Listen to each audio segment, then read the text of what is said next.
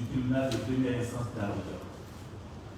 Alors, je vous remercie d'avoir répondu à mon invitation. Il s'agit aujourd'hui de parler de deux affaires qui étaient au rôle du tribunal criminel d'Abidjan pendant plusieurs semaines. Et hier, vous étiez tous dans la salle dédiée aux audiences du tribunal criminel. Deux décisions ont été rendues, principalement concernant M. Damana Adja Pitas et M. Banouakou Kwa Justin. Alors, s'agissant des deux affaires, je vous ai donc invité pour vous donner le maximum d'informations parce que le code de procédure pénale permet au procureur de la République de rendre public certains éléments des enquêtes qui ont été diligentées et qui ont abouti même à des décisions de justice. Donc, au stade actuel, nous ne sommes pas devant le magistrat instructeur.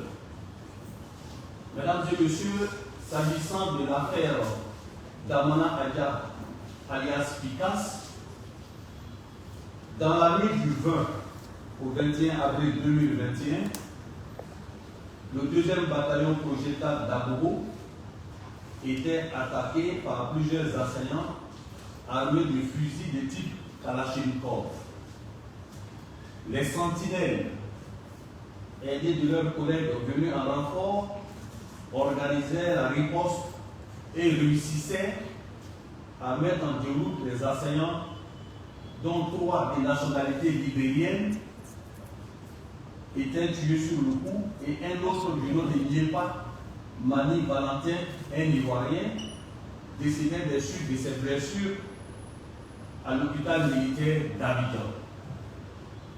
Étaient également découverts sur la scène du crime divers armements et objets, dont un fusil de type Kalachnikov, 2 chargeurs garnis de 28 munitions, un passeport libérien, une carte nationale d'identité libérienne, un permis de conduire libérien, la somme de 106 000 francs CFA, un lot de fiches mentionnant un contrat de combat en Côte d'Ivoire pour une durée de 3 ans à la somme de 500 000 $ US. Et enfin, 3 nouvelles machettes. C'étaient les éléments qui ont été retrouvés sur la scène du crime à la suite de la déroute des assaillants. Les investigations menées à la suite de cette attaque aboutissaient à l'interpellation de 33 personnes. À la fin de l'enquête préliminaire et d'instruction au premier et second degré, les nommés Eni Jean-Claude alias Tchang ou Josué ou Caleb, Madou Zadi Guillaume alias Saint ou Frotomou, Taï Kapé Carlos alias Koudou, Ladi Kiko et Damana Adja Pitas ont été renvoyés devant le tribunal criminel pour des faits d'atteinte à la défense nationale, complot contre l'autorité de l'État, participation à une activité mercenaire, association de malfaiteurs et détention d'armes et de munitions de guerre de la première catégorie. Il ressort de l'économie du dossier et des débats qui ont eu lieu qu'après l'échec de la désobéissance civile, ces personnes, avec la complicité de certains hommes politiques, des civils et des militaires répartis sur l'étendue du territoire national, ont décidé de poursuivre leur projet de déstabilisation en recrutant des mercenaires libériens contre rémunération, dont la mission était d'attaquer simultanément les camps militaires d'Abidjan et ceux de l'intérieur, notamment Ganoua, Daloa, San Pedro, Abengourou, Yamoussoukro et Dabou. L'attaque du 2e bataillon projetable d'Abobo, il faut le noter, s'inscrivait dans ce schéma avec l'aide de la prophétesse Nyenemplou Joséphine. Mesdames et messieurs, vous avez participé, vous avez assisté au débat durant plusieurs semaines. Les charges retenues contre M. Damana Adja Pikas et Iko Ladi sont les suivantes. Et il convient de préciser que M. Damana Adja alias Pikas a nié tous les faits qui lui sont reprochés. Or, il est constant comme résultant du dossier et des débats qu'il a donné son accord pour l'attaque du 2e bataillon projetable d'Abobo dans le but de s'approvisionner en armes. Il est également constant qu'il a rassuré la prophétesse Nyeplou Joséphine, basée au Libéria, de ce que le projet de l'attaque du 2e bataillon était soutenu par les responsables du parti, c'est-à-dire le FPI d'alors. Il est également constant que, fort de cela, cette dernière a joué un rôle important. Elle a donc procédé au recrutement des combattants libériens, à la fourniture des armes et à leur préparation mystique. Il est également constant, comme je l'ai dit tout à l'heure, qu'avant l'attaque, M. Damana Adja Pikas a hébergé Eni Jean-Claude, l'un des acteurs majeurs de cette procédure, à son domicile au Ghana. Et au cours de leurs échanges, il a désigné le nommé Kadri Kaza comme étant son interlocuteur pour la suite des opérations.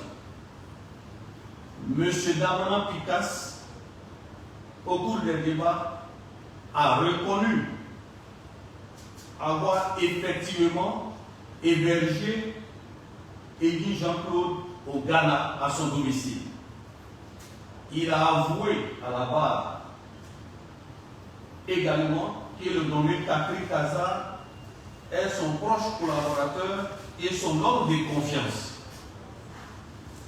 Selon donc le mode opératoire qui avait été mis en place, Eni Jean-Claude ne devrait plus être en contact avec Damana Pikas, mais plutôt avec Kadri Kaza, à qui il devait rendre compte et recevoir la suite des instructions pour l'opération de l'attaque du 2e bataillon projetable d'Abobo.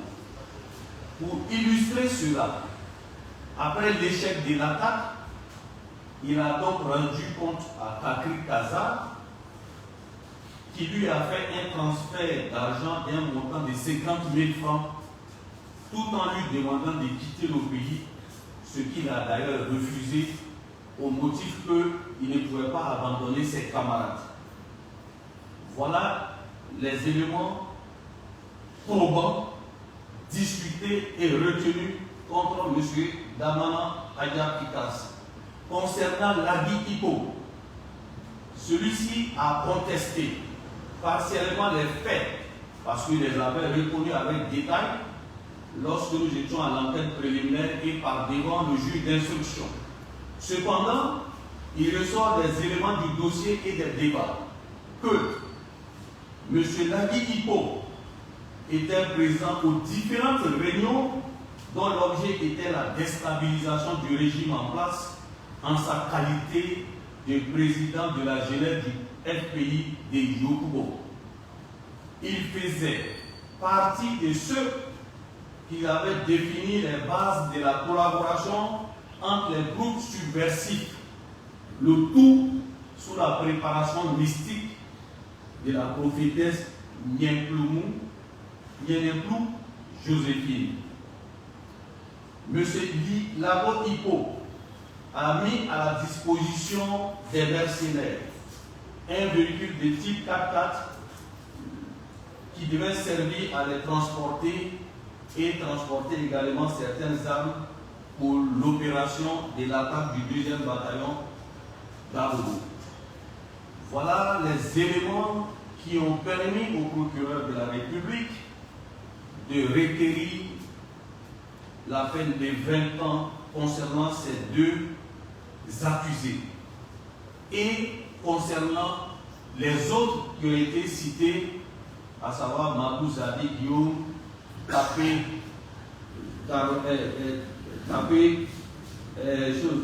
à savoir Mabou Zadi Guillaume et Denis Jean-Claude. S'agissant de l'affaire Banouakou Kwa Justin,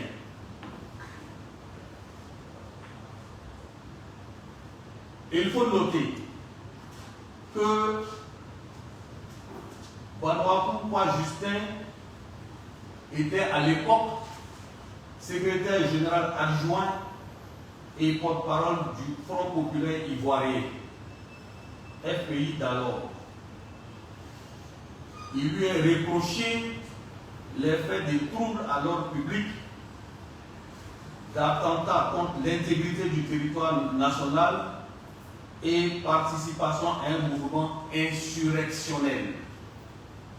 En effet, le lundi 14 septembre 2020, il a demandé aux militants et sympathisants de cette formation politique de se préparer psychologiquement et physiquement en vue de mener des actions violentes, éclatées, désordonnées, bouillantes et intenses sur toute l'étendue du territoire national pendant une période infinie si le Conseil constitutionnel rejetait la candidature de M. Laurent Gbagbo aux élections présidentielles de 2020. Suite au rejet de cette candidature et en exécution des mots d'ordre de M. Kwa Justin, des édifices publics et des biens privés ont été incendiés à Yopougon et à Bangolo. Interpellé donc le 15 septembre 2020 à Korogo, une information judiciaire a été ouverte contre lui et devant le magistrat instructeur, tout comme au cours des débats à l'audience, il a avoué être l'auteur des appels et des marches éclatées et violentes à la suite du rejet de la candidature de son leader, Laurent Gbagbo. Au regard de la gravité de ces faits invoqués dans ces deux procédures, le ministère public a donc requis 20 ans d'emprisonnement ferme, 10 millions d'amendes, 10 ans de privation des droits et 5 ans d'interdiction de paraître sauf leur lieu de naissance de chacun des accusés, notamment Damana Adja Pikas et Banouakou Kwa Justin. Vidant son délibéré, le tribunal a déclaré Damana Adja Pikas non coupable des faits de détention illégale d'armes et de munitions de guerre de la première catégorie. L'a acquitté de ce chef d'accusation pour délit non établi. En revanche, a déclaré Eni Jean-Claude alias Chan ou Josué ou encore Caleb, Mabou Zadi Guillaume alias Saint ou Frotomoukou, Taï Kapé Carlos alias Koudou et Labi Hippo, coupable des faits d'atteinte à la défense nationale, d'attentat contre l'autorité de l'État, de participation à une activité mercenaire et d'association de malfaiteurs. Et a déclaré également, comme je l'ai dit, Damana Adja Pikas coupable pour ces faits également. En répression, en leur accordant des circonstances atténuantes, a condamné Eni Jean-Claude, Chan ou Josué, ou encore Caleb Madou, Zadi Yadé Guillaume alias Saint ou Frotomougou, Taï Kapé Carlos alias Koudou, à 5 ans d'emprisonnement d'une part, Damana Adja Pikas et Hippo Lagui à 10 ans d'emprisonnement d'autre part. A prononcé à l'encontre de Eni Jean-Claude, alias Chang ou Josué ou encore Caleb, Madi Zadi Guillaume, alias Frotomougou ou Saint, Taï Kapé Carlos, alias Koudou, Ladi Hippo et Damana Adja Pikas, la privation de leurs droits prévus à l'article 68 du Code pénal dans les conditions prévues aux articles 70 et suivants du dit Code. Le tribunal a fait interdiction à Eni Jean-Claude, alias Chang ou Josué, ou encore Caleb, Madou Zadi Yadé Guillaume, alias Saint ou Frotomougou, Lagui Hippo, Taï Kapé Carlos, alias et Damana Adja, alias Pikas, de paraître sur toute l'étendue du territoire national pour 5 ans, à l'exception de leur département de naissance respectif, c'est-à-dire Abidjan pour Eni Jean-Claude et Damana Adja Pikas Daloa pour Madi Zadi Yadé Guillaume, alias Saint ou Frotomougou, Tabou pour Taï Kapé Carlos, alias Koudou, et Galoa pour Lagui Hippo. Le tribunal a également condamné Eni Jean-Claude, Madou Zadi Yadé Guillaume, Taï Kapé Carlos, Lagui Hippo et Damana Adja alias Pikas aux dépens de l'instance. S'agissant de Banouakou Justin, le tribunal a rejeté la demande de ses avocats tendant à écarter les enregistrements audio présents au dossier comme mal fondés. A déclaré Banouakou Justin coupable des faits de troubles à l'ordre public, d'attentat contre l'intégrité du territoire national et de participation à un mouvement insurrectionnel en répression, en lui accordant des circonstances atténuantes, l'a condamné à 10 ans d'emprisonnement ferme, a prononcé à son encontre la privation des droits prévus à l'article 68 du Code pénal, dont 10 ans dans les conditions prévues aux articles 70 et suivants du dit Code, et l'interdiction de paraître sur toute l'étendue du territoire national pour 5 ans, à l'exception du département de Korogo, son lieu de service, et du district d'Abidjan, son lieu de naissance. Le tribunal l'a également condamné aux dépens. Mesdames et messieurs, je vous remercie. C'était là les propos liminaires.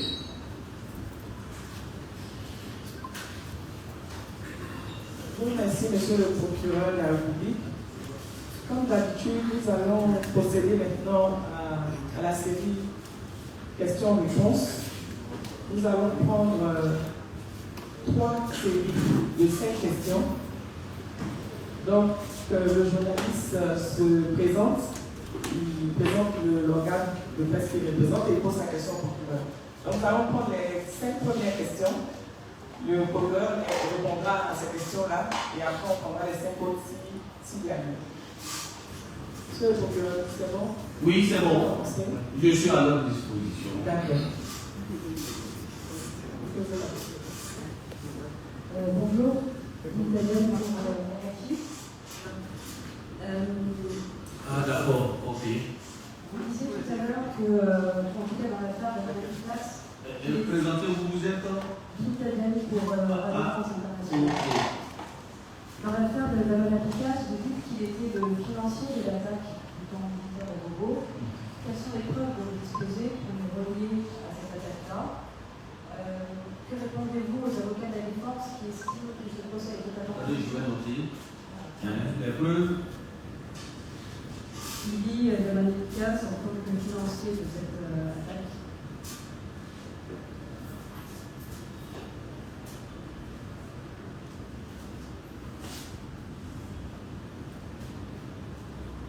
Oui. Et ma deuxième question, c'est qu'est-ce que vous répondez à la position et aussi aux avocats de M. Damanicas et de Justin Poix qui estiment que ce procès est purement politique, les juges n'ont pas suivi votre position au final, puisque vous avez demandé 20 ans, finalement c'est 10 ans. Par rapport à ça, est-ce que vous avez des remarques à faire? Les avocats disent quoi? C'est un procès politique, le verdict est politique et la justice est sélective.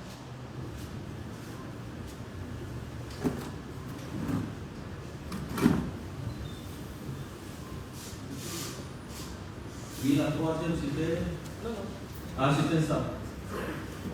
Ou bien on répond au fur et à mesure, ou bien Non, on va prendre d'abord là, il y a déjà 2 questions. D'accord. La troisième, on a 2 autres. D'accord. Est-ce que c'est procureur?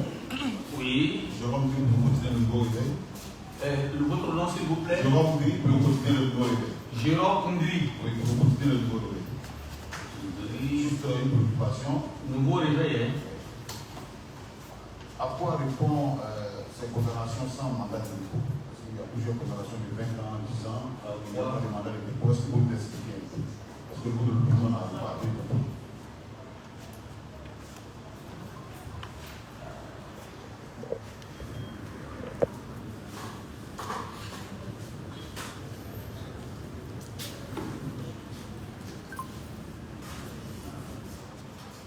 Oui. Alors, bonjour monsieur le procureur, je suis Jean-Mélène Biti. Jean Mélène Biti. Bédel. Mélène Biti. Mélène Biti. Ok. Radio de la paix. Radio de la paix. Alors, président, monsieur le procureur, la question que je voudrais poser, c'est sur la condamnation de Poix Justin, qui, vous dites, il a chauffé à bloc psychologiquement, physiquement et je dirais autrement pour pouvoir chauffer à bloc ces personnes-là qui certainement ont suivi son mot d'ordre, même si ce mot d'ordre n'était pas intentionnel, n'était pas établi dans les faits, qu'il a fait une déclaration publique. Alors, moi, ma question, qu'est-ce qu'il faut? Et je pense qu'à la base, vous avez dit quoi, Justin est tribun, il sait haranguer la foule, il sait parler à la foule. Alors, je voulais savoir, qu'est-ce qui vaut la parole du président Henri Konan Bédié face à celle de Poix Justin? Parce qu'on lit cette parole de Poix Justin à ce qui s'est passé à Yopougon à Bangolo, alors qu'on sait que c'est le président Henri Konan Bédié qui a lancé un mot d'ordre de désobéissance civile qui a dégénéré en trouble en Côte d'Ivoire.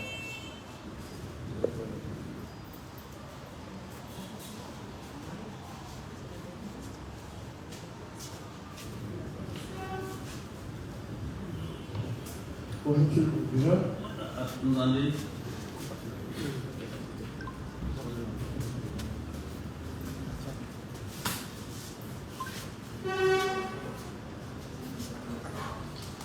Oui. Je suis Daouda Boubali, je suis chroniqueur à la FCB. J'ai une seule question, et franchement, vous allez excuser ma candeur en matière, c'est que j'ai été surpris parce que tous les autres ont été condamnés pratiquement à 10 ans, mais il y a une seule personne qui a été condamnée à 5 ans. Or, apparemment, selon ce que l'avocat de M. Jonas Picasse a exprimé, c'est que cette personne a reconnu les faits devant vous et les autres n'ont pas reconnu les faits. Donc, ma question c'est de savoir, est-ce que vous avez négocié ou bien le prévenu qui a cru a négocié, quand vous négociez, pour que lui puisse avoir 5 ans et les autres 6 ans? C'est juste ça ma seule question.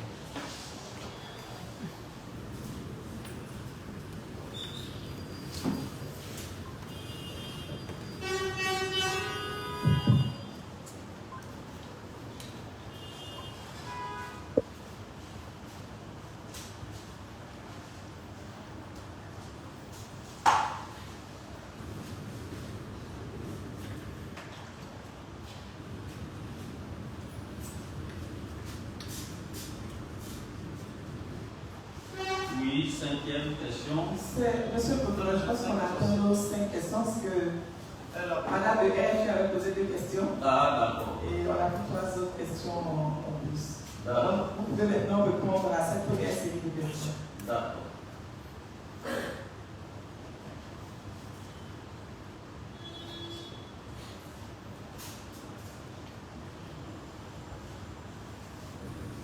Ok. On va aller à la première question. Madame Binta Diane, c'est ça, hein? Si j'écorche votre nom, je m'en excuse. Vous êtes RFI, vous avez souhaité avoir les preuves qui relient Damana en tant que financier de cette attaque. Et c'est comme ça que j'ai résumé. Je dis, cette enquête a commencé en 2021. 33 personnes ont été interpellées. Chacune de ces personnes a eu à faire des déclarations. Et à la fin, elles ont été déférées devant le procureur de la République qui a examiné le dossier et j'ai ouvert une information judiciaire. Et cette information judiciaire a été menée de concert avec les différents avocats. Et par la suite, le juge d'instruction a mis hors de cause plusieurs personnes et n'a retenu que les 5 personnes. Et la cause a été transmise au parquet général afin que cette affaire soit examinée à nouveau au niveau du 2e degré. Et c'est après l'examen de la cause au niveau du 2e degré qu'un arrêt de renvoi a été pris par la chambre d'instruction et a saisi maintenant le tribunal criminel. Ça veut dire que les éléments du dossier sont assez probants. Nous avons ici dans ce dossier un des accusés, et vous étiez là dans la salle, qui fait partie du cercle des grands combattants pour le compte de ce parti politique qu'est le FPI. Parce qu'il est militant FPI, hein, il est militant appartenant à ce qu'on appelle les bords babo-ouriens, il est militant GPP. Et c'est lui qui a décidé de mettre fin à cette spirale des tentatives de déstabilisation en donnant le maximum d'informations sur tout ce qui s'est préparé ou tout ce qui a été préparé et toutes les attaques qui ont eu lieu déjà contre les postes de police et de gendarmerie. Alors, M. Eyine Jean-Claude a donc donné les éléments qu'il avait en sa possession. Et c'est pour ça que j'ai dit les charges que nous avons retenues, c'est que c'est lui, au moins, qui a rencontré personnellement M. Damana Picasse, étant en exil au Ghana, et se sont entretenus. Parce qu'il faut noter d'abord même qu'avant qu'il n'aille vers Damana Picasse, lui, avec Madou Zadi, avec Iko Ladi et autres, ont décidé, après l'échec de la désobéissance civile, alors de continuer leur projet de déstabilisation. Et c'est comme ça que, comme ils ont l'habitude de travailler avec cette prophétesse Nyenempour Joséphine, ils se sont rendus donc au Libéria pour obtenir le soutien de cette dame qui pourrait leur donner des mercenaires. Et cette dernière a dit qu'elle ne pouvait pas se mêler à cette attaque-là tant qu'elle n'a pas l'accord d'une haute personnalité du parti FPI. Et c'est comme ça qu'il a fait maintenant le voyage du Libéria au Ghana. Et il a été reçu par M. Damana Picasse. M. Damana Picasse a eu un entretien avec lui et ça a été dit à la barre. Tout le monde était là. Et c'est au cours de cet entretien qu'ils ont arrêté le mode opératoire, comment le financement devait être fait et comment le relais devait être établi entre lui et ceux qui doivent exécuter le projet de déstabilisation. Et c'est comme ça que M. Damana Picasse a désigné Kakri Kaza comme étant le porte-parole, son interface, c'est-à-dire son représentant pour le reste des opérations. Et c'est Catherine Kaza, Damana Pikas a dit à la base devant vous-même et devant nous tous qu'effectivement ce monsieur existe. Il aurait pu dire qu'il ne le connaît pas. Il aurait pu dire, monsieur le procureur, je ne le connais pas. Mais il a dit honnête, il dit, je connais Catherine Kaza, c'est mon homme de confiance et il est très proche de moi. Et je l'ai dit l'autre jour, où est Catherine Kaza? Et je lui ai dit, il sert. À l'heure là, il n'est pas encore d'Ivoire. Et c'est Catherine Kaza qui a assuré le relais entre Eni Jean-Claude, les mercenaires, Madou Zabidio, pour mener les opérations. En fait, l'objectif n'était pas seulement, c'est pas l'attaque du deuxième bataillon d'Abobo qui allait renverser le régime, non. C'était pour pouvoir s'approvisionner en armes. Parce que ce qui était préparé, c'est qu'ils avaient déjà infiltré le camp. Ils avaient un interlocuteur qui leur avait donné toute l'assurance. Et c'est comme ça que malgré un nombre insuffisant, parce que tous les autres Libériens qui avaient été convoyés à Yopougon n'étaient pas sur le terrain, mais avec l'assurance qui a été donnée par le militaire qui a accompagné à la barre et qui l'a confirmé, et qui leur avait donné l'assurance qu'il a convoqué beaucoup d'autres militaires qui sont prêts pour les soutenir. Donc dès les premiers coups de feu, ils allaient réagir pour neutraliser les autres, et puis ils allaient prendre possession de la poudrière, ça allait leur permettre d'avoir des armes. Mais malheureusement pour eux, ces militaires ont joué le jeu. Et c'est pour ça qu'ils ont engagé les premiers coups de feu. Malheureusement, la réponse a été fatale pour eux immédiatement et ils ne s'attendaient pas à ça. C'est pour ça qu'il y a eu cette déroute. Alors, pour revenir clairement à votre question, M. Damana Pikas a été cité par l'un des accusés qui est dans le milieu, dans le dispositif même de la lutte et dans les différents dossiers d'action subversive comme étant le financier. Mais attendez, pourquoi il va mettre en cause une personne innocente et puis lui-même il va s'accuser? C'est incongru. Donc, le premier élément de réponse, c'est qu'il a été cité et il allait encore plus loin. Pour nous qui avons lu tout le dossier durant des semaines et des semaines, mais il a dit que M. Damana va dire qu'il était en exil, il vivait que des dons. Mais il dit, Monsieur le Président, ce n'est pas vrai. Il était approvisionné par le ministre Kodé Katina. Voilà. Et nous savons tout ce qui s'est passé au moment où Katina partait en exil au Ghana. Il a dit, et ça est dans le dossier, je n'invente pas.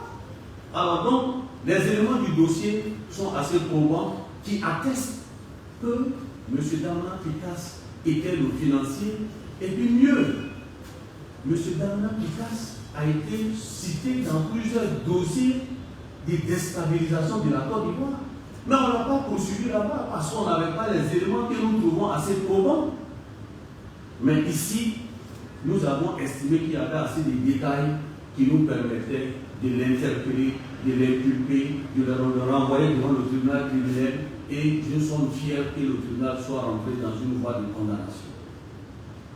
Quand vous dites que les avocats disent que c'est un procès politique, mais ça, c'est des sons auxquels nous sommes habitués. Je l'ai dit le jour où j'ai pris mes réquisitions. J'ai dit tout à l'heure, les contradicteurs vous diront que le dossier est vide. S'ils ne disent pas que le dossier est vide, ils vous diront que c'est un procès politique. Ici, les faits sont têtus.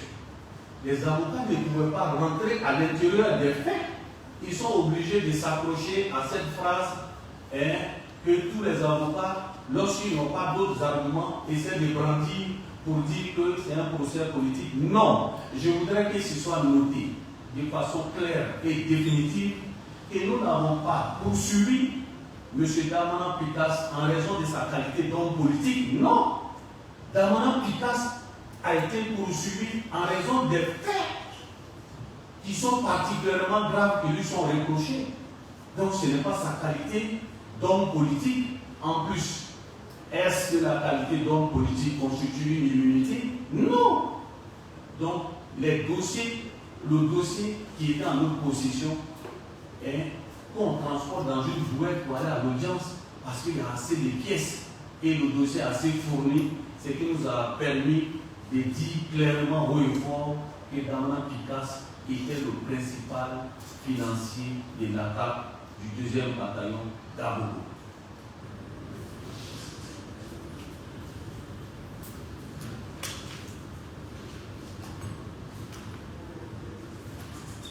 Deuxième question, M. Jérôme Ndri, du Nouveau Réveil. Vous dites à quoi répond à cette condamnation sans mandat de dépôt, à quoi ça répond? Mais j'ai dit, le ministère public que je représente, au regard des éléments que nous avions dans notre dossier, j'ai donc demandé au tribunal de bien vouloir me suivre dans les réquisitions en raison de la gravité des faits. C'est en cela que j'ai requis 20 années d'emprisonnement ferme. Mais le tribunal, dans son indépendance, a examiné les faits avec sa sagesse habituelle, a estimé, et là ce n'est pas à moi de porter des analyses sur la décision du tribunal qui a été rendu au nom du peuple de Côte d'Ivoire, mais nous a tous dit qu'il accorde des circonstances atténuantes et qu'il est déclaré coupable et en répression condamne M. Damnan Picasse, Ikoladi, oui c'est ça, à 20 ans d'emprisonnement, à 10 ans d'emprisonnement ferme, ainsi que 3 Justin, naturellement. Mais quand vous dites pourquoi on n'a pas décerné le mandat de dépôt, mais une décision, et moi ils l'ont dit déjà hier, qu'ils exercent le droit de recours. Mais l'exécution de la décision a pas. Je suis respectueux de la décision.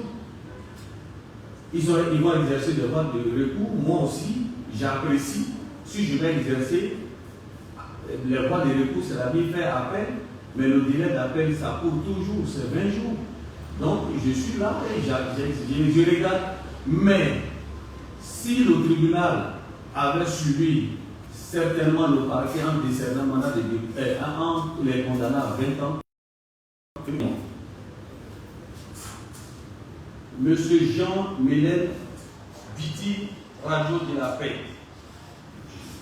Vous dites qu'est-ce qui vaut la parole de M. Kwa, Justin, face à celle de Henri Konan Bédié. Je voudrais vous inviter à ne pas faire de l'amalgame comme les avocats le faisaient le jour de l'audience. Le procès concernant le dossier de la désobéissance civile existe et le dossier n'est pas encore clôturé. Et le cas de M. Kwa, Justin, c'était un cas isolé. C'était le 14 septembre 2020, c'est-à-dire la date à laquelle le Conseil constitutionnel devait publier la liste des candidats autorisés à participer à l'élection présidentielle. C'est là où il a essayé de chauffer à bloc ses militants et sympathisants en leur demandant de se préparer physiquement, mentalement et de descendre dans les rues partout en Côte d'Ivoire sur une période infinie en créant le chaos. Et il n'a pas nié. On a posé les différentes questions. Que veut dire se préparer physiquement, de façon violente, de façon désordonnée? Vous étiez là. Il a tenté d'éviter, mais pour finir, je n'ai fait que lire certains extraits de ses propres déclarations devant le juge d'instruction où lui-même il a détaillé et en présence de son avocat qui était dans la salle. Chez moi, le débat était clos. Alors donc, ici, il faut éviter de faire l'amalgame. Le dossier concernant la désobéissance civile existe bel et bien et je crois que ça va connaître un dénouement bientôt parce que nous étions actuellement à la première session du tribunal criminel qui vient de prendre, qui va être clôturé certainement aujourd'hui ou demain.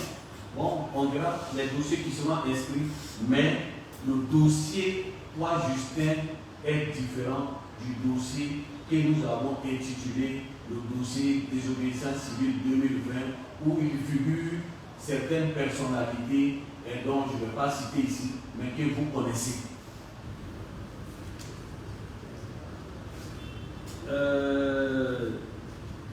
Nous avons M.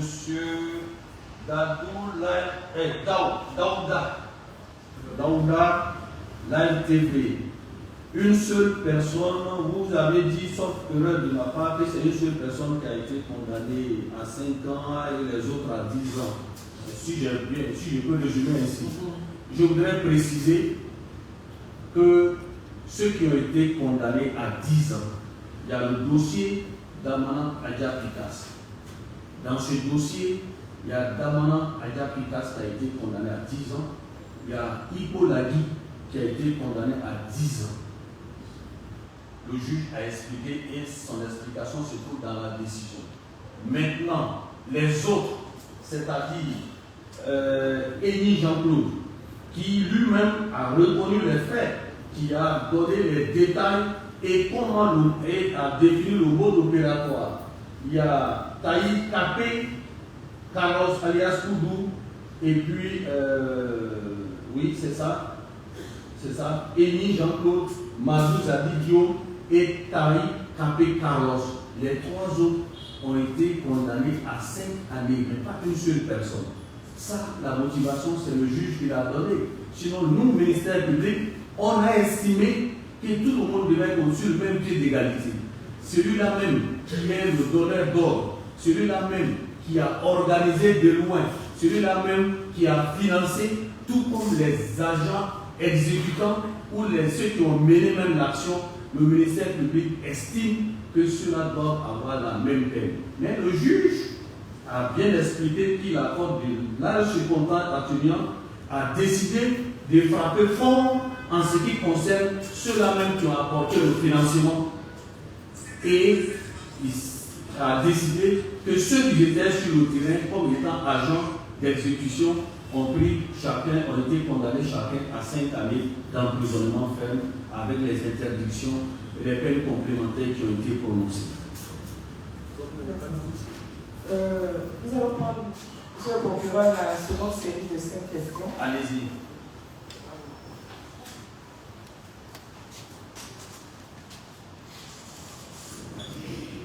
Monsieur le procureur, bonjour. Bonjour. Je lance la carte journaliste du quotidien Lecteur. Monsieur le procureur, nous sommes à Bénance. AK. Oui. Journaliste du quotidien Lecteur. Monsieur le procureur, je disais que nous sommes à moins de 9 mois de la présidentielle 2026.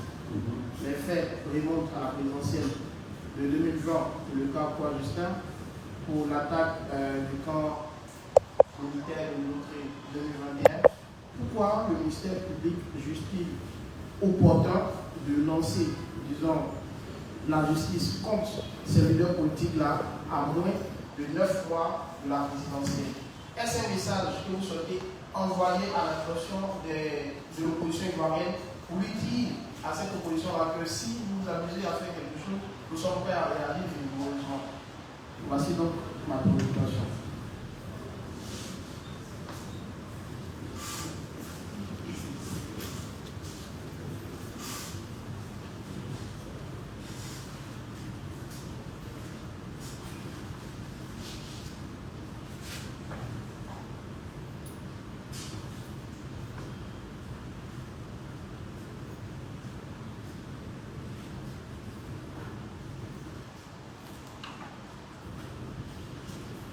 Oui. Bonjour, monsieur le président. Oui. C'est Fanny de Alerte. Attendez, je vais bien noter juste la question.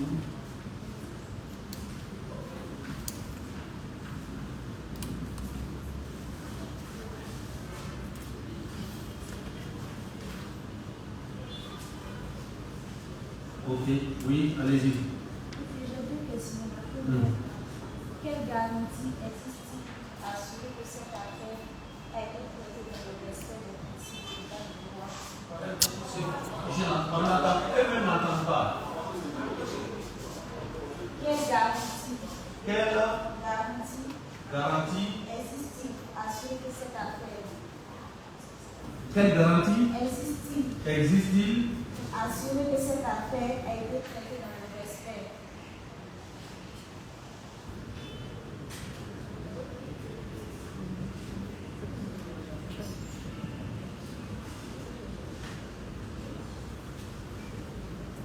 Oui, traité dans le respect Des principes de l'état de droit.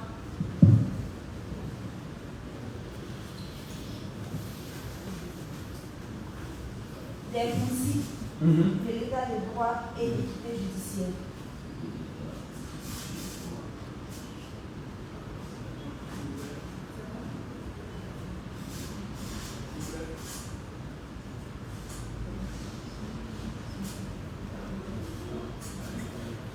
Mais votre nom c'était quoi? Épiphanie Boulay. Épiphanie. Boulay. De quel journal? Alerte Info. Ah, Alerte Info. Alerte Info. Parlez fort. Ou bien je vous intimide? Non. Je n'ai pas porté des touches. Voilà.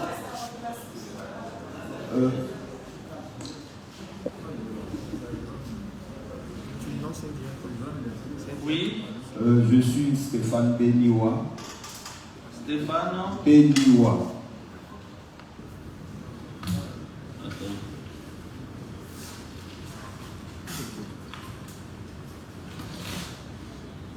Stéphane, voilà, oui. Du quotidien Le Jour Plus. Un jour plus. Oui. Monsieur le procureur, vous avez dit tantôt que les faits qui sont reprochés à Damana Pika sont des faits graves. Oui. Vous avez même dit que les faits sont têtus. Oui. Mais nous entendons en ville que l'initiative ou la poursuite a été motivée par une volonté de se venger, parce que Damana Pika, c'est celui qu'on a vu déchirer les résultats des élections présidentielles en 2020. Alors là aussi, que répondez-vous? Merci. Donc la question est dans, s'il vous plaît, attends, il va dire, voilà, la question c'est laquelle? Parce que c'est en même temps avec un commentaire. Donc, je dis que, en fait, vous avez dit que les faits qui sont reprochés à Damana sont des faits graves. Oui.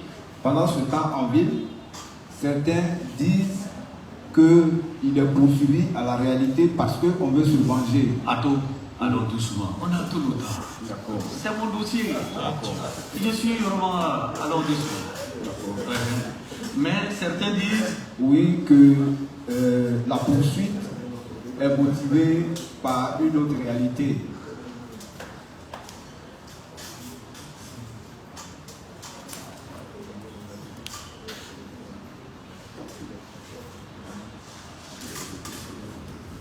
Oui, laquelle? Celle de se venger de quelqu'un qu'on a vu en direct déchirer les résultats des présidentielles 2020 et qu'on n'a pas eu l'occasion de choper. Alors 2010, excusez-moi. On n'a pas eu l'occasion de choper jusque-là. Donc c'est en fait une autre opportunité, s'il vous plaît. Il a déchiré quoi? Les résultats des présidentielles 2010 à la CEI. Qui a même été l'un des fondements de la crise. Oui. Oui, d'accord, c'est bien noté maintenant. Oui. Bonjour monsieur le procureur. Oui. Je suis Simon Nessenou, journaliste à l'agence ivoirienne de presse, AIP. Simon Nessenou. Laissez-nous. Ok, laissez-nous. Laissez-nous ou bien laissez-nous? Laissez-nous. Ah. En réalité, c'est Nesmon. D'accord. Et c'est AIP. AIP. Ok. On y va. Vous avez dit que le dossier de la désobéissance civile existe. Oui. Pourtant, le cas Kwa Justin fait partie intégrante de la désobéissance civile et vous avez décidé de juger Kwa Justin. Maintenant, si vous réveillez le dossier de la désobéissance civile, est-ce que vous allez interpeller des personnes comme des personnalités comme Afim Guessan? Et quelle est l'opportunité de réveiller tous ces dossiers quand on sait que nous sommes à 8 mois de la présidentielle?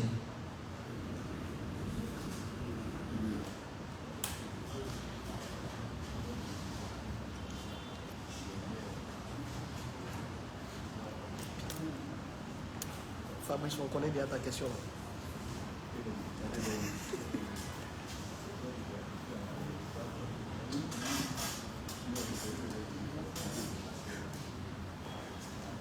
Ça vous a déjà dit si d'abord tu vas poursuivre aussi. Oui. Merci. Bonjour, monsieur le docteur. Oui. Au procès, Alassane Samou, pardon. Alassane Samou, pour Soir Info. Samou. C'est cela. Au procès, donc, vous disiez que le parquet voit ce qui se trame, de lire. Nous savons ce qui se passe. Le parquet observe, le parquet agira avec l'énergie nécessaire.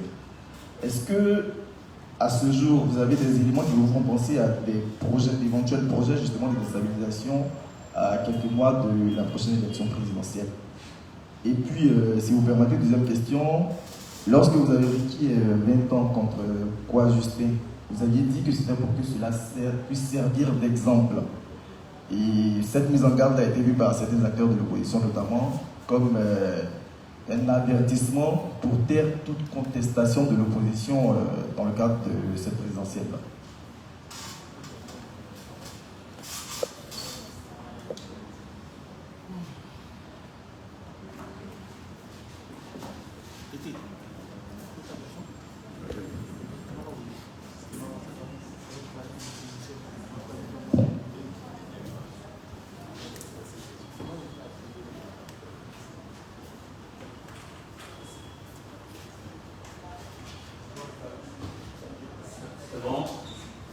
Monsieur le procureur, je vais répondre à cette deuxième série de questions.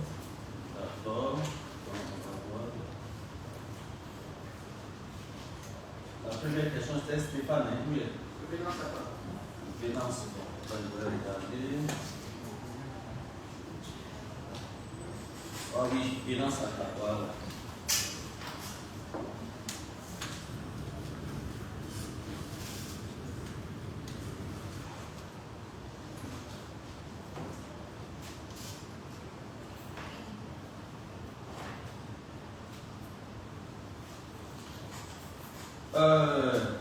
Monsieur Vénance Ata, Inter, vous avez dit qu'à 9 mois de la prochaine élection présidentielle, nous sommes à 9 mois de la prochaine élection présidentielle. Pourquoi le ministère public enrôle ces dossiers-là maintenant? Est-ce que c'est un signal fort qu'on veut donner à l'opposition? Je ne sais pas si j'ai pu bien résumer, c'est ça? Mais écoutez, je voudrais que vous avez vos stylos ou bien voilà, vos ordinateurs et portables pour que ce soit noté que le temps de la justice n'est pas le temps du politique. Oui, le temps de la justice n'est pas le temps des politiciens. Ce n'est pas les politiciens qui peuvent nous imposer un calendrier. Nous ne sommes pas dans l'arrêt politique. Ici, nous ne rentrons pas dans les considérations politiciennes. Je voudrais encore rappeler à votre bon souvenir que les faits qui sont reprochés à M. Damanan Picasse et autres, tout comme à M. Kwa Justin, sont des faits criminels. Ce ne sont pas des faits délictuels. Et ce sont des faits particulièrement graves. Et lorsqu'une infraction criminelle est commise, le procureur de la République a l'obligation d'ouvrir une information judiciaire. Et cette information judiciaire doit être menée dans un délai qui est imposé au juge d'instruction dans le code de procédure pénale avec des possibilités de prorogation. Que ce soit en France, que ce soit aux États-Unis, en Europe, vous ne verrez jamais un dossier criminel être instruit dans un délai de 12 mois ou de 24 mois. Ce n'est pas possible. C'est qu'on va survoler. J'ai dit tout à l'heure que lorsque nous partons à l'audience, le dossier que j'ai appelé Damana Picasse est transporté dans une brouette. C'est-à-dire, je veux dire qu'il y a assez de pièces et le dossier est bien fourni. L'arrêt rendu par le juge, tout comme par la chambre d'instruction, au minimum 50 pages. Donc, l'instruction d'un dossier criminel obéit à toute une procédure prévue dans le code de procédure pénale qui doit être achevée par l'examen au second degré par la chambre d'instruction. Mais lorsque l'enquête, et je vous ai dit au départ qu'il y avait au moins 33 personnes, il faut les entendre, il faut faire les différentes réquisitions pour avoir les différentes réponses, les différentes réquisitions aux maisons téléphoniques, les différentes réquisitions à certaines banques pour avoir les différentes réponses. Et lorsque le juge d'instruction va finir, lorsque la chambre d'instruction va finir, je suis à nouveau saisi par l'arrêt de renfort. Là encore, il faut que j'arrive à organiser les audiences du tribunal criminel, des concerts avec le président du tribunal et des concerts avec le baron des avocats. Parce qu'en Côte d'Ivoire, la loi impose que chaque accusé doit avoir un conseil ou un avocat commis d'office par l'État de Côte d'Ivoire. Donc il y a une séance de travail à faire avec le baron de Côte d'Ivoire qui doit pouvoir mettre à notre disposition des avocats qui vont assurer la défense de ces accusés. Et tout ça, c'est dans un délai prescrit. Donc, notre calendrier qui nous est imposé par le Code de procédure pénale n'a absolument rien avec le calendrier des hommes politiques. Peut-être que c'est une coïncidence malheureuse et alors c'est une bonne occasion alors pour le procureur de la République effectivement d'envoyer un signal fort pour dire nous sommes fatigués de ces actions subversives. Donc, pour répondre, alors vous aviez dit, est-ce que c'était un signal fort? Non, la programmation n'est pas faite en fonction du calendrier électoral. La programmation, elle est faite en fonction des règles qui sont contenues dans le code des procédures pénales. Donc, c'est pour ça que je vous ai dit de noter que le temps de la justice n'est pas le temps des politiques. En d'autres termes, le temps de la justice n'est pas celui des politiciens. Et nous, on ne rentre pas dans les considérations politiciennes. Il s'agit de faits criminels qui ont été instruits conformément aux règles contenues dans le code de procédure pénale. Au contraire, même, ça arrange le ministère public de pouvoir évaluer ces dossiers et s'occuper d'autres choses. À la suite de M. Venance, nous avons Madame Epiphanie, c'est ça, hein, Madame. Alerte Info. Vous demandez quelle garantie, existe-t-il des garanties? Est-ce qu'il y a eu des garanties pour assurer que cette affaire a été traitée dans le respect des principes de l'état de droit et d'équité judiciaire? Mais la réponse, vous la connaissez. Si vous avez suivi le procès du début jusqu'à la fin, plusieurs exceptions ont été soulevées par les avocats. Et le tribunal, tout comme le parquet, n'a fait aucune difficulté pour accéder à la demande des avocats. C'est ça, le respect des principes, le respect du contradictoire, le respect d'un procès équitable. Et ils ont demandé au départ que les copies que le procureur de la République a eu à mettre à leur disposition ne sont pas lisibles, ce qui n'était même pas d'ailleurs vrai. Mais nous avons senti ce qu'ils voulaient. Nous avions demandé au tribunal de faire droit à leur demande que le ministère public va sans délai mettre des copies lisibles à leur disposition. Ça a été fait, ils ont pris des copies lisibles comme déjà dans mon bureau.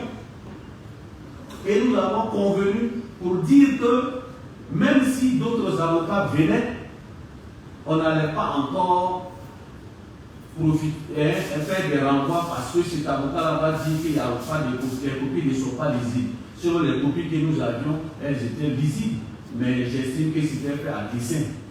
Mais ces jours, si nous avions fait un passage en force, alors, madame, en ce moment, on pouvait dire qu'il n'y avait pas d'équité.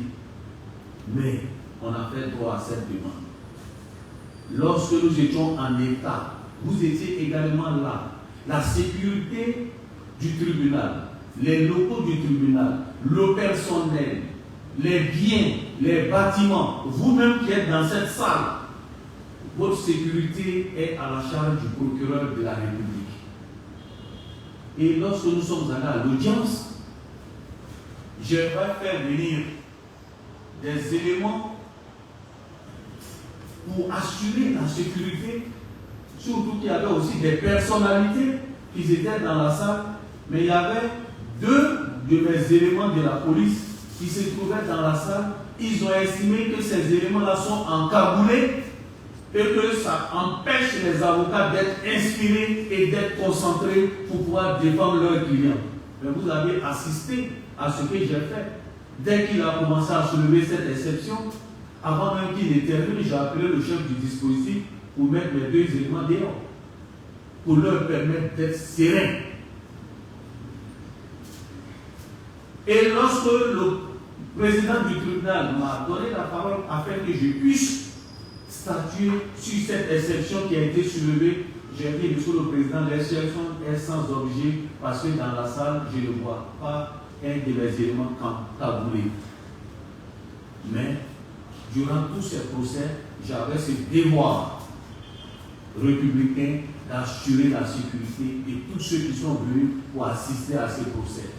Madame, je suis en train de dire tout ça pour dire que tout ce qui a été soulevé comme exception pour permettre à mes contradicteurs d'être à l'aise, le tribunal a fait droit en accord avec le parquet. Au surplus, lorsque nous étions prêts, le jour où la cause a été renvoyée pour les réquisitions et plaidoiries, les avocats sont venus encore plaider pour dire qu'ils ne sont pas en état. Parce qu'à la veille, nous avions mené les débats jusqu'à minuit 27. Et nous avons suspendu l'audience pour être reprise le lendemain. Les avocats ont encore soulevé une tolérance de leur permettre une semaine afin qu'ils puissent aller organiser leur défense.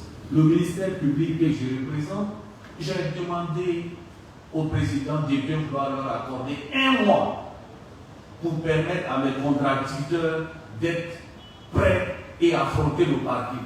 Mais nous, on connaît notre dossier. Ils n'ont pas lu le dossier à fond. C'est pour ça que pour les coincer, je prends des parties, des déclarations de leurs propres clients contenues dans le dossier, et puis on donne les tuer et puis ils sont là. J'ai dit ce que je viens de lire là. Votre avocat qui était là s'appelait tant. Quand l'avocat me met dans la salle. C'est ça, connaître son dossier. Mais si vous voyez que le ministère public a accepté de leur donner encore un délai en accord avec le président du tribunal de 1 mois pour leur permettre d'être prêts, c'est parce que nous avons voulu que tous les principes d'équité que vous avez évoqués soient respectés. Je ne voulais pas profiter de leur faiblesse ces jours. Pourtant, j'étais à l'audience ces jours jusqu'à 1h du matin, jusqu'à minuit 27. Mais le lendemain, j'aurais pu dire que je suis fatigué. Mais non, un parquetier, il est plus qu'un militaire. Il ne voulait seulement qu'à apporter la tenue. Je suis au point. Et ces jours, j'étais prêt à prendre mes réquisitions, qui ont duré d'ailleurs 45 minutes. Alors, madame, je peux vous assurer que toutes les exceptions qui ont été soulevées par les avocats ont été satisfaites et le procès a été mené avec la sagesse du président et on vient de vous donner le verdict hier. Ils l'ont dit et je vous l'ai répété, ils ne peuvent pas rentrer dans le fond. Tout ce qu'ils peuvent dire, c'est un procès politique. Mais dire qu'il n'y a pas eu de garantie, non. Tout ce qu'ils ont soulevé, on a permis afin qu'ils soient prêts et nous avions donné les réponses nécessaires. Après, Madame Epiphanie.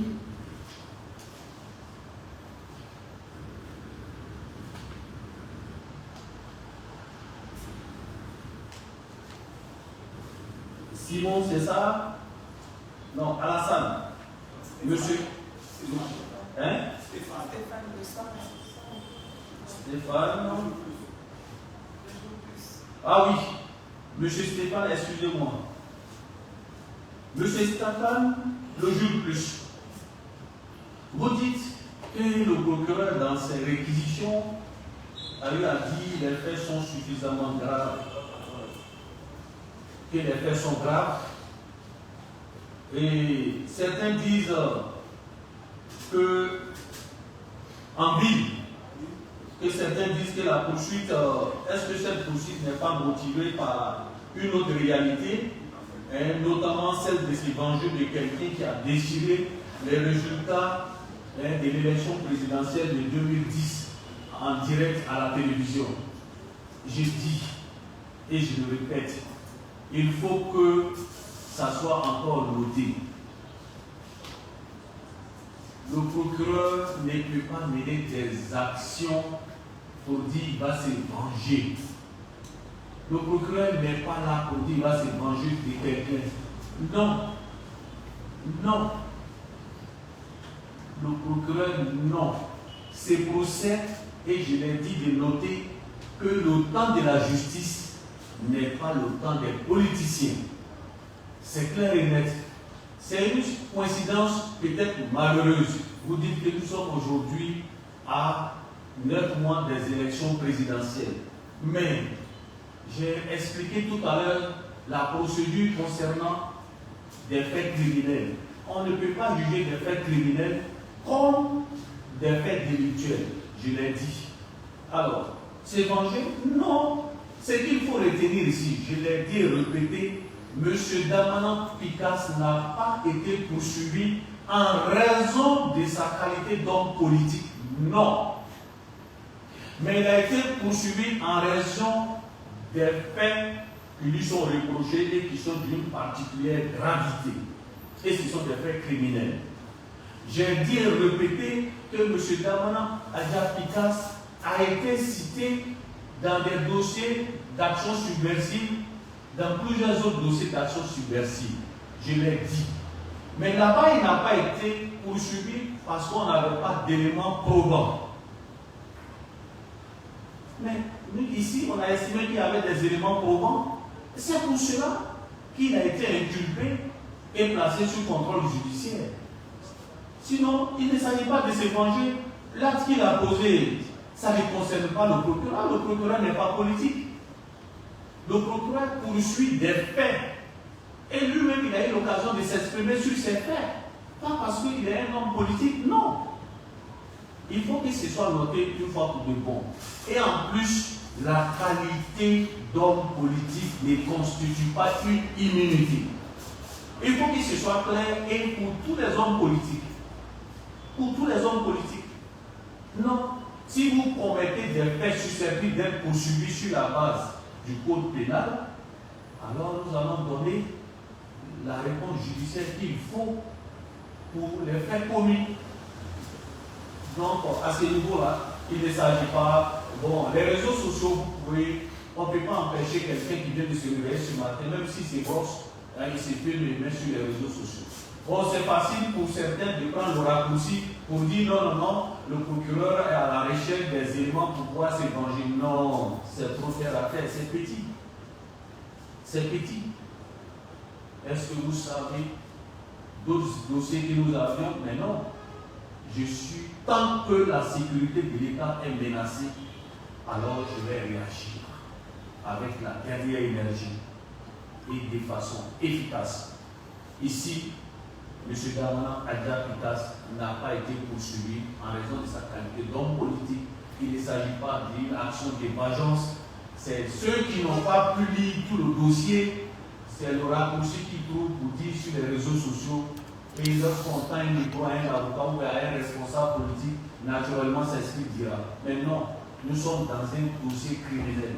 S'il vous plaît, souvent si vous avez du temps, ce n'est pas cher, payez le cours de procédure pénale et vous allez voir les délais qui sont imposés au juge d'instruction pour pouvoir clôturer une procédure criminelle et les délais qui sont imposés à la chambre d'instruction pour pouvoir clôturer et les délais qui sont imposés au procureur de la République pour enrôler le dossier devant le tribunal criminel, sans oublier les différents renvois que les avocats vont demander. Ça peut s'étaler comme ça sur un an.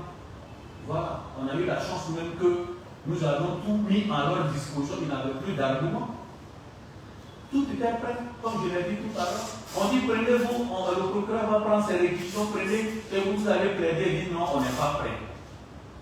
Tenez-vous bien, le jour même où nous avons pris nos réquisitions, ils avaient encore demandé un renvoi parce qu'il y a un des avocats qui était absent. Mais ce n'est pas une cause de renvoi. Mais le parquet, dans un souci de leur permettre d'être à l'aise vis-à-vis de moi, et ils savent qui est en face d'eux. Ils le savent et on se fréquente, ça fait plus de 25 ans. On se connaît. J'ai demandé au président de ne pas renvoyer, mais de leur accorder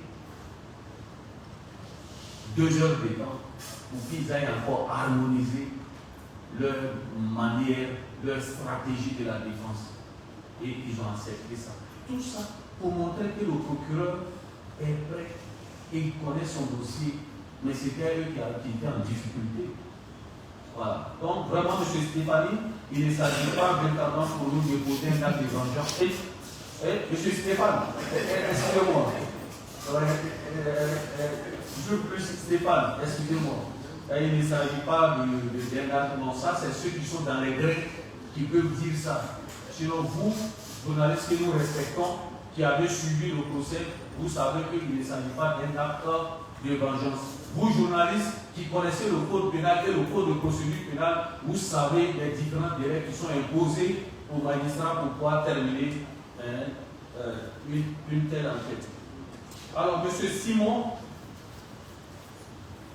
AIP. Simon, laissez-nous. AIP. Le dossier de la désobéissance civile, s'il existe, bon, quelle est l'opportunité de cette poursuite quand on sait que nous sommes à 8 mois? Bon, je crois avoir répondu. Hein. Voilà, je l'ai répondu. J'ai dit que notre temps n'est pas celui des politiciens et que ce qui nous intéresse, vraiment, nous sommes en dehors de ces politiques-là. Ce qui nous intéresse véritablement, c'est de poursuivre les faits qui sont soumis de poursuivre les faits qui... Oui. Oui. Est-ce qu'on doit s'attendre à l'arrestation, à l'interpellation de d'autres personnalités comme la finissant et quand est-ce que celui-ci sera... Voilà. Concernant le dossier de la désobéissance civile, vous avez cité le nom d'une personnalité. Vous avez dit M. Afin Dessin. Effectivement, ils sont sous contrôle judiciaire, tout le monde le sait. Voilà. Mais le dossier n'est pas encore clôturé. Un dossier qui n'est pas encore clôturé, il est prématuré pour le procureur de donner déjà son avis. Je vais vous inviter bientôt, lorsque nous allons clôturer ce dossier, vous serez là aussi du début jusqu'à la fin. Sinon, le dossier existe bel et bien. Monsieur Alassane, Soir Info, le parquet observe et agira. Avez-vous la peine qui a été prononcée? Est-ce que c'est pour faire taire certains opposants? Non. Nous, on ne pose pas, le procureur ne pose pas ses actes en tenant compte de l'homme politique.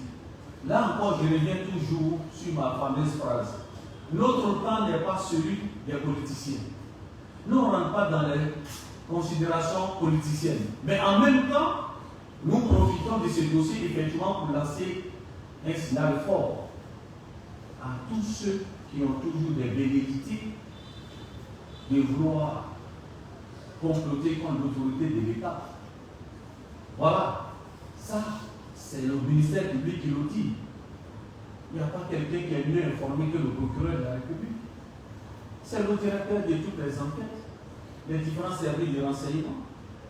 Alors, donc c'est clair qu'on puisse dire que nous agirons si d'aventure on a des éléments combat contre certaines personnes qui vont tenter de chercher à créer le chaos. Voilà. Donc, pour nous, c'est un avertissement aussi. Le hasard du calendrier me permet alors de lancer cet avertissement, ces signaux forts à l'endroit de tous ceux qui sont dans cette dynamique et qui sont toujours dans ce schéma du refus des résultats sortis des urnes en 2010. Non. Donc c'est un signal fort. J'ai dit que nous sommes prêts. Donc il faut que ce soit clair. Je pense qu'on a dit l'essentiel, on ne va pas se répéter. Monsieur le procureur, je pense que vous avez fini avec la dernière question de cette série. Nous allons prendre une toute dernière série de questions.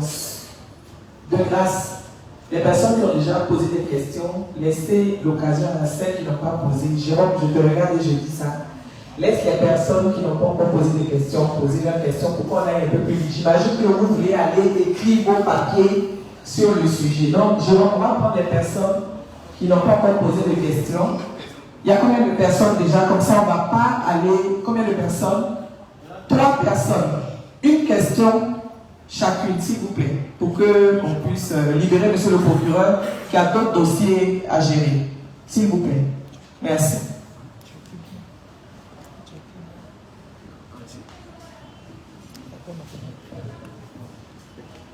Bonjour monsieur le procureur. Oui. Bonjour monsieur le procureur, je suis Alain Aka, journaliste à Jeune Afrique. Alain Aka. C'est ça. Si j'ai bien suivi votre réquisition, le mercredi 5 février, vous avez dit que Damana Picasse était le financier des exécutants. Et M. Picasse lui-même était actionné financièrement par un groupuscule de personnes que vous avez nommé, vous avez qualifié de pourvoyeurs de fonds. Parmi ces personnalités, vous l'avez redit tout à l'heure, il y a M. Justin Katina, le ministre Monet et le révérend Dion Yayé Robert. Ma question c'est pourquoi ces personnalités-là, pour des faits aussi graves, n'ont pas été appelés à la barre au même titre que M. Damana Picasse, parce que si on veut voir, lui c'était un petit bonnet par rapport à ces personnalités. C'était ma question.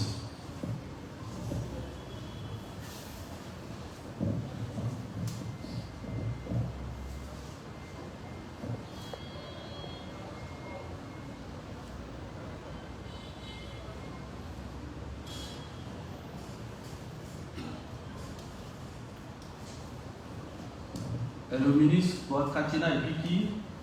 Le ministre Monet et le révérend Dion Yayé Robert.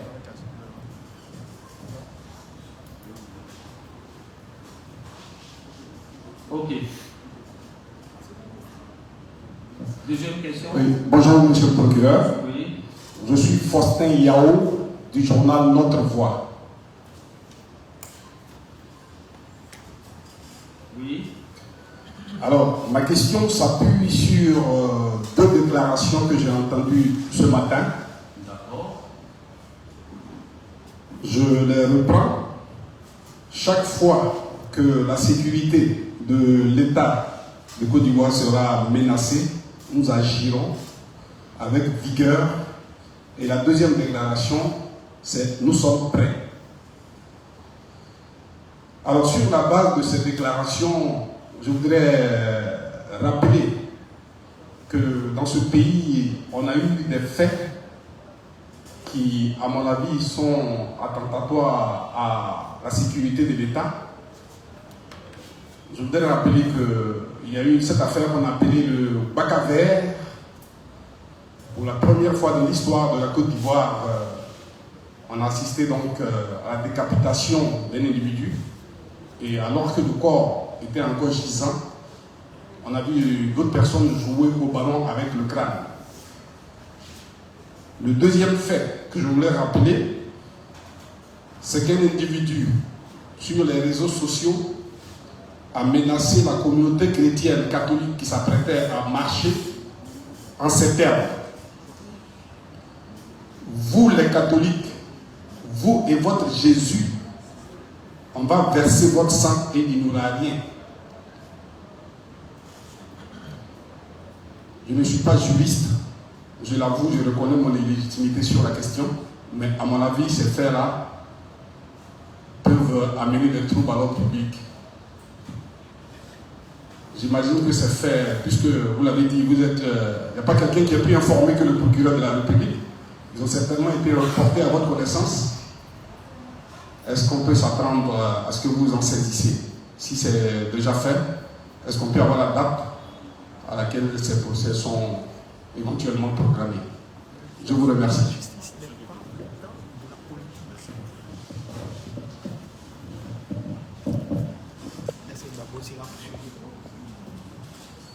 Oui. Bonjour Monsieur le procureur. Oui. Je suis Fabrice Tété du quotidien Le Temps. Vous êtes quoi? Fabrice Tété du quotidien Le Temps. Oui. Monsieur le procureur, une certaine partie de l'opinion pense que vous êtes le bras séculier du pouvoir pour museler l'opposition, puisque c'est vous qui avez condamné en son temps Mangwa Jacques, feu Mangwa Jacques. Aujourd'hui, c'est vous encore qui êtes à la base de la condamnation de Justin, Picasso et Ipoulaki. Qu'est-ce que vous répondez à cette partie de l'opinion? Merci.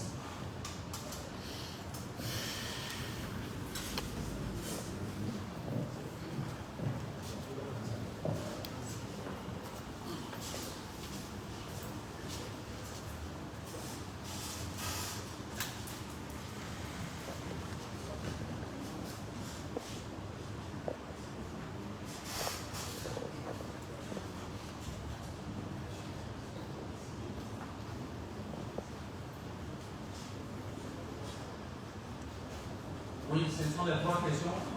Ok. Voilà, donc je crois que c'est très simple. Hein. On va aller un peu plus vite. Je vais commencer par la dernière question de M. Fabrice, qui dit qu'il y a une certaine opinion qui estime que je suis le bras séculier du pouvoir. Et ça me fait sourire. Voilà, je suis le bras séculier du pouvoir parce qu'en son temps, il semble que j'ai représenté le ministère public près du tribunal de première instance de Boaké lorsque M. Mangwa Jacques était en conflit avec la loi, dans une procédure. Et il se trouve qu'aujourd'hui, M. Damana, Aïda Picasse, M. Justin et autres, voilà, sont jugés au moment où encore je suis là. Mais c'est une coïncidence de calendrier, là vous le savez. Voilà, j'ai été procureur de la République près le tribunal de première instance de Boaké pendant 6 années. J'y étais. Les faits poursuivis contre M. Mangwa Jacques à son âme ont été commis au moment où j'étais là. Donc, nous avons joué notre partition en tant que représentant du ministère public. Écoutez, il y a le premier degré, il y a le second degré, il y a la Cour de cassation. Donc, dire que je suis bras séculier, non, pas du tout. C'est un hasard de calendrier. Aujourd'hui, vous voyez, quand j'ai visité Boaké, mon premier poste à Abidjan n'est pas le poste de procureur de la République d'Abidjan. Et j'étais d'abord le procureur de la République près le pôle pénal économique et financier. J'ai été le premier procureur de la République là-bas. Et avant de me retrouver ici, par la volonté d'Allah et de ma hiérarchie. Donc, c'est vraiment un hasard de calendrier. Je ne suis pas un bras séculier, un procureur de la République. Voilà, il ne fait que faire son travail conformément aux règles du code de procédure pénale. Vous le savez, c'est des dossiers même que j'ai pris en cours, mais que nous les maîtrisons et nous les connaissons. Et nous sommes fiers d'avoir conduit ce procès jusqu'à son terme. Alors, pour être clair, je ne suis pas bras séculier, je ne suis qu'un procureur de la République. Voilà. Alors, tout à l'heure, le frère Faustin Yao, notre voix, dit que le procureur de la République a dit que nous sommes prêts chaque fois que la sécurité du pays sera menacée, nous serons là pour pouvoir faire appliquer la loi. Il dit qu'il y a eu des procédures pendant, je crois, la désobéissance civile ou bien quoi, où il y a eu le cas du Bacavert, c'est ce qu'il dit. Alors, et puis il y a eu des décapitation d'un jeune homme à Daouko, et puis il y a eu des menaces qui ont été proférées contre la communauté catholique. Voilà, et ce sont des faits qui peuvent troubler l'ordre public. Alors, s'il y a eu des poursuites, ils souhaitent avoir la date et quand. Voilà, mais je voudrais dire en toute sincérité et porter à vos connaissances que le 24 décembre 2024, les faits qui ont eu lieu à Daouko où il y a eu des décapitations, ces faits ont été jugés en bonne et due forme. Une décision a été rendue, les coupables ont été déclarés, ont été condamnés. Les accusés qui ont été reconnus coupables par le tribunal criminel ont été jugés.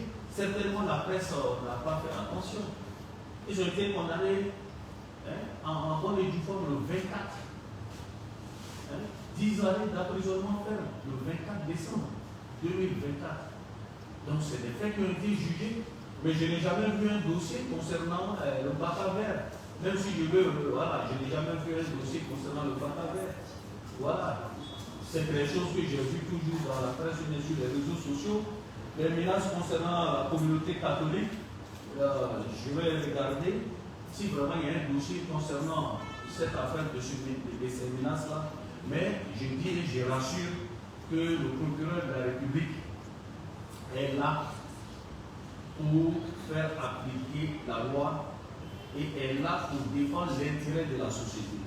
Alors donc s'il y a des dossiers concernant cette menace concernant la communauté catholique, vous serez informés de la date si d'aventure il doit avoir un procès.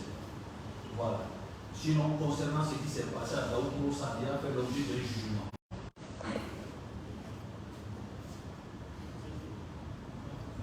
Voilà, de M. Alain Akka, Jeune Afrique. Vous dites que dans le dossier, il est dit clairement que M. Damana Picasse est le financier et qu'il était certaines personnalités, notamment M. Katina, M. Monet et le révérend Dion Robert. C'est ce que j'ai dit. Vous dites maintenant pourquoi ces personnalités n'ont pas été appelées à la barre. J'ai dit qu'il s'agit d'un dossier fouillé. Si on avait eu des éléments probants à l'encontre de M. Katina Kone, on n'aurait même pas hésité un instant. Parce que c'est des déclarations, mais des déclarations, il faut faire les différentes vérifications. Ces déclarations sont un peu différentes de celles qui concernent M. Damana Picasse entre lui et Élie Jean-Claude. Voilà. Donc, si nous n'avons pas la preuve de la traçabilité des transferts de fonds, il ne s'agit pas quand même d'inquiéter les uns et les autres. Mon parquet ne veut pas tomber dans l'arbitraire. Mon parquet ne veut pas tomber dans l'arbitraire. Tant que nous ne sommes pas convaincus, nous ne vous impliquons pas dans notre procédure.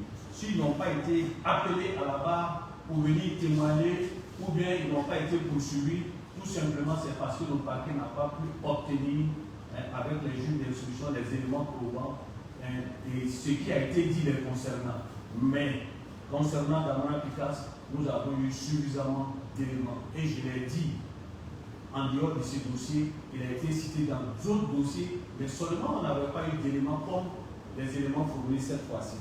C'est la raison pour laquelle ces personnalités-là n'ont pas été convoquées par le ministère public.